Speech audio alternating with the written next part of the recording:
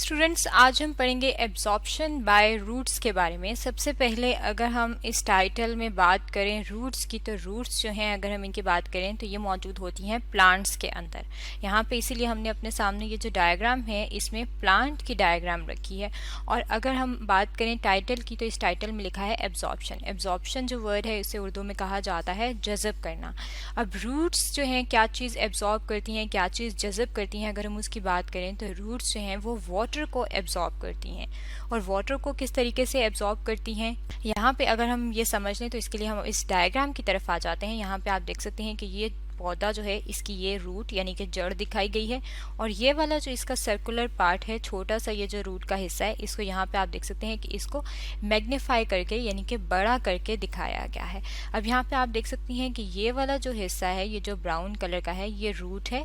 और ये वाला जो पार्ट है इसमें से ये जो एक एक्सटेंशन सी आ रही है, इसे कहा जाता है कि ये इसका रूट का रूट हेयर है। रूट हेयर इन्हें इसलिए कहा जाता है कि ये बिल्कुल जिस तरह से हमारे हेयर हैं सर पे, बिल्कुल उसी तरीके से ये बहुत थिन से होते हैं और आउटग्रोथ होती हैं पतली पतली बाल की तरह की, इसलिए इन्हें रूट हेयर कहा जाता है। और ये जो रूट हेयर होते हैं ये रूट की हेल्प करते हैं एब्जॉर्प्शन में।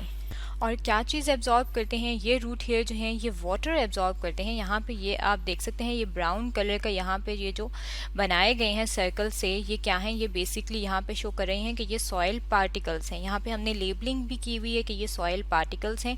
और इन सॉइल पार्टिकल्स में क्या चीज़ मौजूद है, मिट्टी में मॉइस्चर मौजूद होता है। और वो मॉइस्चर क्यों मौजूद होता है, क्योंकि वहाँ पे वाटर मॉलिक्यूल्स मौजूद होते हैं। अब ये वाटर के मॉलिक्यूल जो हैं ये किस चीज़ के ज़रिए ये रूट्स जो हैं एब्जॉर्ब करती हैं। और अगर हम बात करें कि वाटर जो है ये क्यों एब्जॉर्ब करते हैं, प्लांट्स जो हैं उन्हें वाटर की ज़रूरत क्यों होती है, तो वाटर जो है वो प्लांट्स के लिए इम्पॉर्टेंट इसलिए है क्योंकि उन्हें अपनी बहुत सारी एक्टिविटीज़ करने के लिए, बहुत सारी जो उनकी बॉडी के अंदर फंक्शंस हो रहे हैं उन्हें परफॉर्म करने के लिए उन्हें किस चीज़ की ज़रूरत होती है, वाटर की ज़रूरत होती है।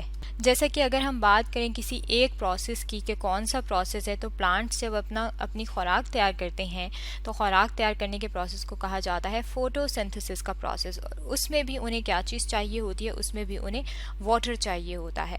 और वाटर अगर हम बात करें प्लांट्स की, जो ज़मीन पे हमारे सामने लैंड प्लांट्स जो हमारे सामने हमें नज़र आते हैं, अगर हम उनकी एग्जांपल लें तो उन्हें भी अपनी खुराक तैयार करने के लिए वाटर की ज़रूरत होती है। और वो वाटर ये कहाँ से लेते हैं, ये सॉइल के ज़रिए लेते हैं। और ये सॉइल से किस तरीके से वाटर एब्जॉर्ब करते हैं, अगर हम उसकी बात करें किस तरीके को इस्तेमाल करते हैं, तो उसे कहा जाता है मैकेनिज्म ऑफ वाटर एब्जॉर्प्शन।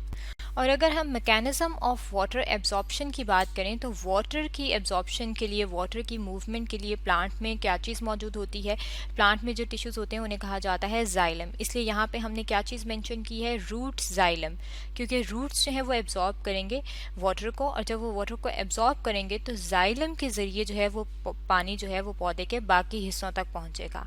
अब ये जो मैकेनिज्म है कि वाटर जो है वो किस तरीके से जड़ें यानी कि रूट्स जो हैं वो एब्जॉर्ब करेंगे, उसके लिए जो है अगर हम बात करें तो उसके लिए डिफरेंट मैकेनिज्म्स प्रपोज किए गए थे। और उसमें से जो दो मैकेनिज्म्स हैं अगर हम उनकी बात करें तो वो है एक्टिव एब्जॉर्प्शन और सेकंड है पैसिव एब्जॉर्प्शन।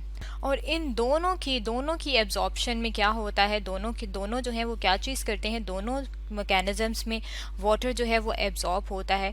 और दोनों की एब्जॉर्प्शन में क्या चीज़ शामिल होती है, रूट हेयर्स जो हैं वो शामिल होते हैं। यानी कि मैकेनिज्म जो है वो एक्टिव हो या पैसिव हो, इन दोनों में क्या चीज़ शामिल होगी, इन दोनों में रूट हेयर्स जो हैं रूट के वो पार्टिसिपेट करेंगे। और रूट हेयर्स की अगर हम डेफिनेशन ले लें अपने सामने के रूट हेयर जो है वो क्या है, तो रूट हेयर्स कहते हैं कि ये थिन वॉल्ड यूनिसेलुलर आउटग्रोथ्स हैं एपिडर्मिस की।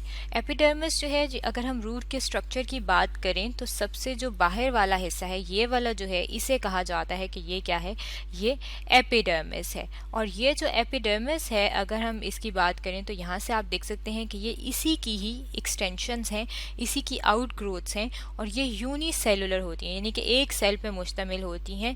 यहाँ पे आप देख सकते हैं कि ये आप अगर यहाँ देखें तो इसके बीच में कोई पार्टीशन इस तरीके से नहीं बनाई कि हमें पता चले कि ये मुख्तलिफ सेल्स हैं, बल्कि आप देख सकते हैं कि ये एक ही पूरा यहाँ से एक्सटेंशन निकल रही है और पूरी ये एक ही है। तो ये क्या है, ये यूनिसेलुलर हैं और इनकी जो वॉल्स होती हैं वो थिन होती हैं यानी कि पतली होती हैं। और पतली होने की वजह से वाटर जो है वो इनके अंदर रेडिली एब्जॉर्ब हो जाता है। और ये एब्जॉर्प्शन जो है अगर हम इसकी बात करें कि एक्टिव एब्जॉर्प्शन कैसे होती है और पैसिव एब्जॉर्प्शन जो है कैसे होती है और ये दोनों किस तरीके से एक दूसरे से मुख्तलिफ हैं, तो सबसे पहले हम बात कर लेते हैं एक्टिव एब्जॉर्प्शन की। एक्टिव एब्जॉर्प्शन जो है अगर हम इसकी बात करें तो इसमें वाटर जो है वो एब्जॉर्ब होता है, यानी कि वाटर की एब्जॉर्प्शन होती है। लेकिन इस वाटर की एब्जॉर्प्शन में क्या चीज़ चाहिए होती है? एनर्जी चाहिए होती है, यानी कि ताकत लगती है। और वो ताकत अगर हम बात करें कि किस तरीके से आती है, तो वो एनर्जी होती है एटीपी की फॉर्म में। एटीपी की अगर हम बात करें, एटीपी जो है अगर हम इसकी बात करें कि एटीपी से क्या बनता है, तो एटीपी से बनता है एडिनोसाइन ट्राइफॉस्फेट। ए जो है ये एडिनोसाइन के लिए है, टी जो है ये है ट्राई और पी जो है फॉस्फेट। और ये एडिनोसाइन ट्राइफॉस्फेट जिसे एटीपी कहा जाता है, इसे कहा जाता है कि ये लिविंग ऑर्गेनिज्म के अंदर उनकी एनर्जी करेंसी है। यानी कि एटीपी जो है ये बॉडी के अंदर जब मौजूद होता है लिविंग ऑर्गेनिज्म के और प्लांट्स के स्पेसिफिकली, क्योंकि यहाँ हम प्लांट्स की बात कर रहे हैं, तो ये एटीपी मॉलिक्यूल जो है ये एनर्जी देता है। और ये एटीपी आता कहाँ से है? मुख्तलिफ किस्म की जो मेटाबॉलिक एक्टिविटीज़ होती हैं लिविंग ऑर्गेनिज्म में, जैसे कि रेस्पायरेशन का प्रोसेस। तो रेस्पायरेशन के प्रोसेस के अंदर जो क्या चीज़ बनती है? एनर्जी बनती है। और एनर्जी जो है वो किस फॉर्म में होती है? एटीपी की फॉर्म में। और अगर हम रेस्पायरेशन को वन लाइन में डिफाइन करें कि ये क्या है, तो रेस्पायरेशन जो है ये एक प्रोसेस है जिसमें क्या होता है, जिसमें फूड मॉलिक्यूल्स जो हैं, जो हम खाना खाते हैं, जो हम फूड लेते हैं, उसकी ब्रेकडाउन होती है। और उसकी ब्रेकडाउन के नतीजे में हमें क्या चीज़ मिलती है? एनर्जी मिलती है। और वो एनर्जी एटीपी के फॉर्म में होती है। अब जो एक्टिव एब्जॉर्प्शन है उसमें वाटर की एब्जॉर्प्शन होती है। और वाटर की एब्जॉर्प्शन किसकी मदद से होती है? एटीपी की मदद से। यानी कि जब वाटर एब्जॉर्ब करेगा तो उसमें उसे ताकत चाहिए होगी, एनर्जी चाहिए होगी। और ये एनर्जी जो है अगर हम बात करें कि ये एनर्जी उसे क्यों चाहिए होती है, तो ये एनर्जी इसे इसलिए चाहिए होती है क्योंकि ये इस टाइम में जब एक्टिव एब्जॉर्प्शन हो रही होती है तो असल में वाटर के मॉलिक्यूल जो है एब्जॉर्ब हो रहे होते हैं, वो अगेंस्ट द कंसंट्रेशन ग्रेडियंट हो रहे होते हैं। अब इसमें जो अगेंस्ट द कंसंट्रेशन ग्रेडियंट है, अगर हम इसकी बात करें कि क्या है, तो नॉर्मली क्या होता है, उसमें क्या होता है कि जितने भी मॉलिक्यूल्स हैं, जैसे वाटर मॉलिक्यूल्स हैं, वो हायर कंसंट्रेशन से लोअर कंसंट्रेशन की तरफ मूव करते हैं। हायर कंसंट्रेशन का मतलब है कि जहाँ उनकी अमाउंट ज़्यादा होगी वहाँ से लो कंसंट्रेशन पे मूव करेंगे। जैसे कि सिर्फ यहाँ पे समझने के लिए आप देखें, इस लेबलिंग को अभी आप छोड़ दें, अगर हम सिर्फ यहाँ पे देखें तो यहाँ पे आप देख सकते हैं, यहाँ पे ये वाटर मॉलिक्यूल्स को अगर हम कंसिडर करें कि ये छोटे छोटे जो सर्कल्स हैं ये वाटर मॉलिक्यूल्स हैं, तो यहाँ पे इनकी अमाउंट ज़्यादा है और यहाँ पे इनकी अमाउंट कम है। तो जब ये हायर कंसंट्रेशन से लो कंसंट्रेशन की तरफ जाएंगे तो हम कहेंगे ये कंसंट्रेशन ग्रेडियंट के मुताबिक चल रहे हैं। लेकिन जब ये रिवर्स में चलें, यानी कि यहाँ पे इनकी आप देख सकते हैं अमाउंट कम है, और जब अमाउंट कम हो जिस साइड पे, यानी कि लो कंसंट्रेशन से हाई कंसंट्रेशन की तरफ जब इन्होंने जाना हो, जहाँ पे ऑलरेडी वो ज़्यादा है वाटर के मॉलिक्यूल्स, तो हम कहेंगे कि ये अगेंस्ट द कंसंट्रेशन ग्रेडियंट काम हो रहा है।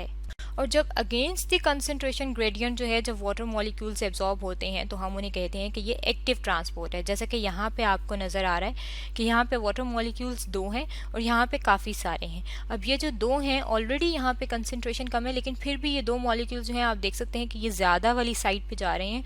और इसमें क्या चीज़ इस्तेमाल हो रही है? एटीपी। यहाँ पे एटीपी जो है, ये जो येलो कलर का नज़र आ रहा है, ये एनर्जी इस्तेमाल होगी और ये एनर्जी जो है इन कम मॉलिक्यूल्स को इधर ज़्यादा वाली साइड पे ले आएगी।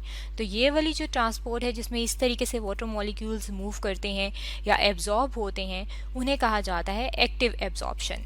अब अगर हम सेकेंड टाइप की बात करें, second mechanism of water absorption की बात करें, तो जो सेकेंड है उसे कहा जाता है पैसिव एब्जॉर्प्शन।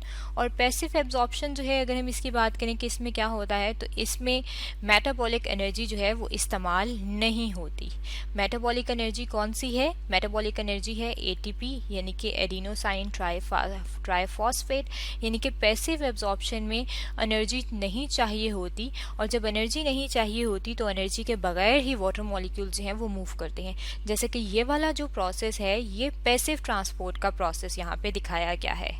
और इसमें क्या होता है कि हाई कंसंट्रेशन से लो कंसंट्रेशन की तरफ वाटर जो है वो मूव करते हैं।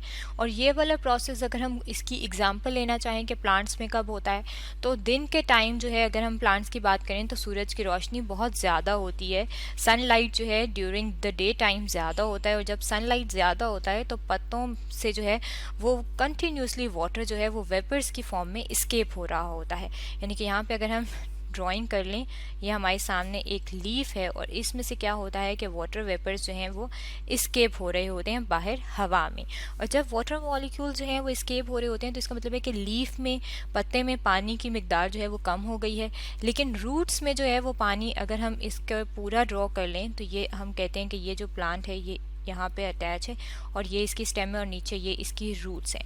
अब रूट्स में पानी जो है ये ज़्यादा है, लेकिन यहाँ पे क्योंकि वाटर बाहर निकल गया तो यहाँ पे वाटर की कंसंट्रेशन कम है, इसलिए हमने यहाँ पे एरो जो है वो डाउन इसलिए लगाया है क्योंकि वाटर की कंसंट्रेशन कम है और यहाँ ज़्यादा है। अब जब वाटर की कंसंट्रेशन यहाँ ज़्यादा है और यहाँ कम है तो यहाँ की जो कंसंट्रेशन कम है उसको कंपनसेट करने के लिए क्या होगा, वाटर एब्जॉर्प्शन होगी। और वाटर एब्जॉर्प्शन जब यहाँ पे होगी तो यहाँ पे किस तरीके से वाटर एब्जॉर्प्शन हो रही है, यहाँ पे आप देख रहे हैं कि from higher concentration to low concentration जो है वो वाटर मॉलिक्यूल्स मूव कर रहे हैं, यानी कि हायर से लो की तरफ मूव कर रहे हैं। जैसे कि यहाँ पे दिखाया गया है, हायर से लो की तरफ जब मूव करेंगे तो एनर्जी की ज़रूरत नहीं होगी, और जब हायर से लो की तरफ मूव करते हैं तो उसे कहा जाता है पैसिव ट्रांसपोर्ट। और पैसिव ट्रांसपोर्ट के ज़रिए भी वाटर जो है वो एब्जॉर्ब हो रहा है। तो हम देख सकते हैं कि दो मैकेनिज्म्स हैं, एक है एक्टिव एब्जॉर्प्शन मैकेनिज्म और दूसरा है पैसिव एब्जॉर्प्शन मैकेनिज्म। और इन दोनों के ज़रिए जो है रूट्स जो हैं वो एब्जॉर्प्शन का